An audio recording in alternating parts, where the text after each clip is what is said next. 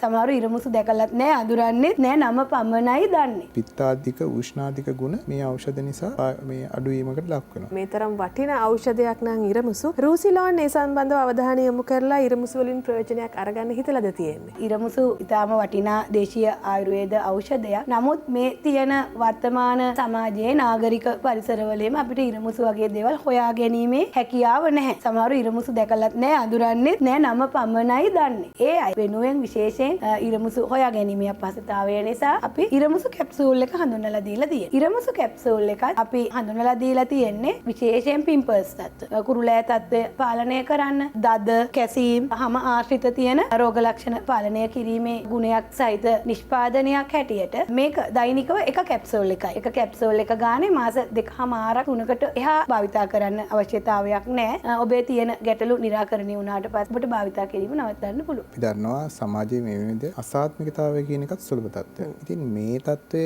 තමයි කුරුලෑ කැසීම් පළු දැමීම් වගේ දේවල් ඇති වෙන්න හේතු වෙන්නේ. ඉතින් ඒකට අපේ දේශීය වශයෙන් තියෙන ඉරමුසු, ඒ වගේම කොහොඹ, කෝමාරිකා, ඒ වගේ ඖෂධවල නෙල්ලි, ඒ වගේ දේවල් භාවිතා කරපුවාම මේ අසාත්මිකතාවය සමනය කරගන්න පුළුවන්. මොකද අපේ දේහයේ තියෙන අර පිත්තාධික උෂ්ණාධික ගුණ මේ ඖෂධ නිසා මේ අඩුවීමකට ලක් වෙනවා. ඉතින් ඔබට නිවෙසේදී උනත් ඉරමුසු ටිකක් තම්බලා බොන්න පුළුවන් නම් මෙවැනි තත්ත්වයක් මගහරව ගන්න පුළුවන්.